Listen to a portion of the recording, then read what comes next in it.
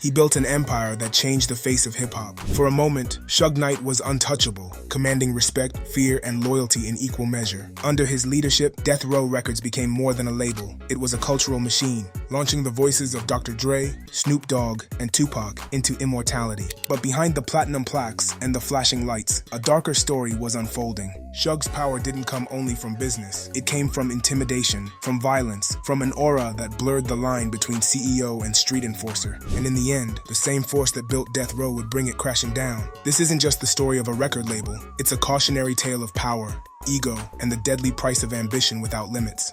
The rise, building Death Row. Suge Knight's rise wasn't luck. It was a strategy. Ruthless, yes, but undeniably smart. Before he became a mogul, Suge was a kid from Compton with size, presence, and ambition. He played college football and even had a shot in the NFL. But he realized quickly that sports might not be the lane for him. Music was where the money and the influence were heading. Lesson 1. Spot the exploitation. Solve it. In the late 80s and early 90s, young black artists were making hits but barely seeing the rewards. Labels were notorious for predatory contracts. Suge saw the gap. Artists wanted ownership, but no one was protecting them. His pitch was simple and seductive. Come to Death Row, get paid, and keep your respect. That message landed in a culture tired of being exploited. Lesson 2. Leverage your reputation. The infamous Vanilla Ice story, whether exaggerated or not, was crucial. Allegedly hanging ice over a balcony wasn't just about royalties, it was branding. It told artists, I'll fight for you. It told executives, don't test me. That reputation became Suge's currency. Fear turned into power, and power attracted talent. Lesson 3, bet on generational talent. Suge wasn't just muscle, he had vision. He knew Dr. Dre was more than just a producer leaving NWA. Dre was the future of West Coast sound. He recognized Snoop Dogg's charisma, and later, he gave Tupac the platform to unleash his raw genius. These weren't just signings, they were investments in immortality.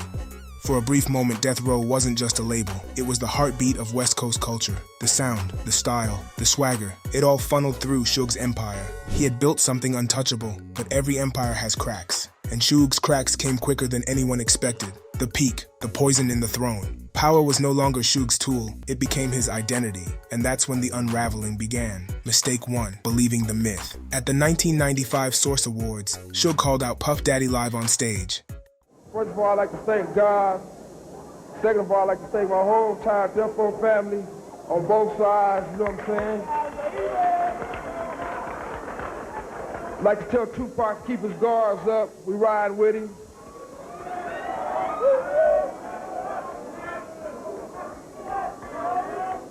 And one other thing I'd like to say, any artist out there want to be an artist and want to stay a star, and don't want to have to worry about the executive producer trying to be all in the videos, all on the record, dancing. Come to Death Row.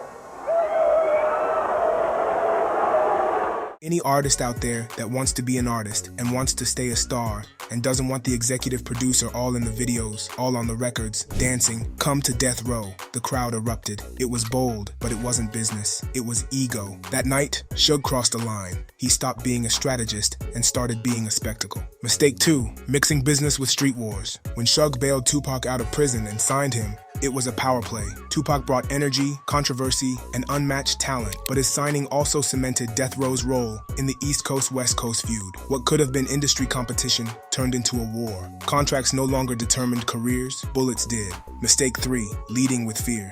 Fear had gotten Suge this far, but fear can't sustain loyalty. Dre grew tired of the chaos and left to form Aftermath. Snoop, once Suge's golden child, distanced himself. Inside Death Row's walls, the air grew toxic. Artists too afraid to question. Executives too nervous to innovate. What was once a powerhouse of creativity became a bunker of paranoia. By the mid-90s, Death Row had money, fame, and dominance. But the poison was already in the throne. And when paranoia mixes with ego, tragedy isn't far behind. The Fall, when empires collapse.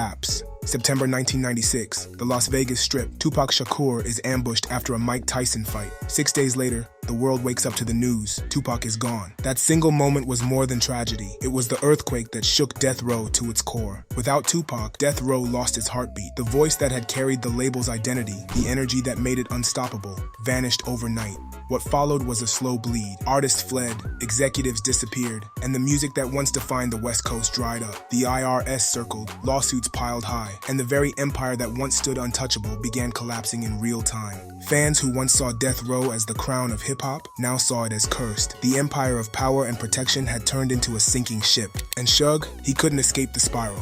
From courtrooms to prison cells, his life became a headline reel of violence and missteps. By 2015, the mogul who once terrified an entire industry was caught on camera running over a man during a dispute. The conviction sealed his fate, 28 years behind bars. The throne he built with intimidation had become his cage, proof that no empire built only on fear can last forever.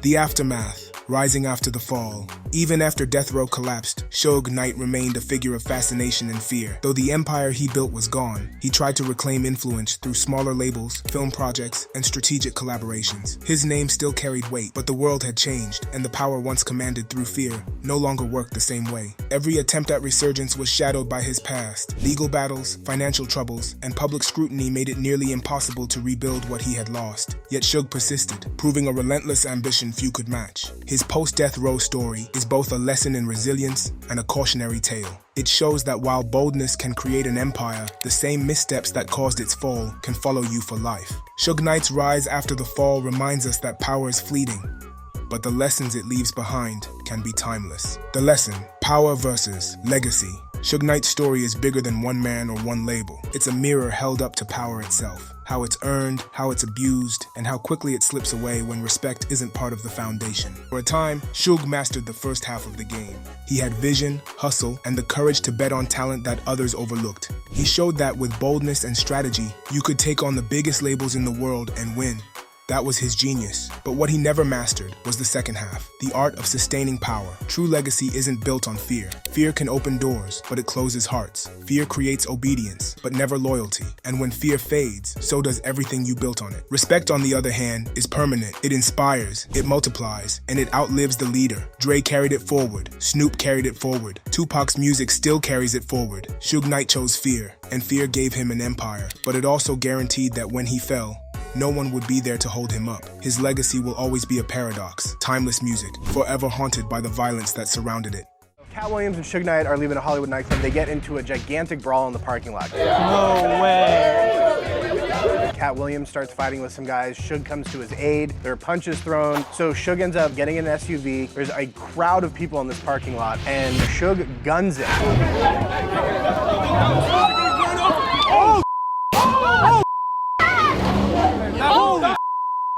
Everybody's screaming. It looks like he hit. Power doesn't just corrupt, it reveals. It shows who you truly are when no one can stop you. So let me ask you this. If you had Suge Knight's kind of power, what would it reveal about you? Drop your thoughts in the comments below, because this is a conversation worth having. And if this breakdown gave you something to think about, don't just keep it to yourself. Hit like, share it with someone who needs to hear it, and make sure you subscribe to Mansa Musa Mode for more untold lessons from hip-hop history. And don't forget to also subscribe to our second channel, Mansa Musa Mindset, where we dive deep into the strategies and mindset behind success. Because at the end of the day, behind every legend, behind every empire, there's always a story, and more often than not, a warning.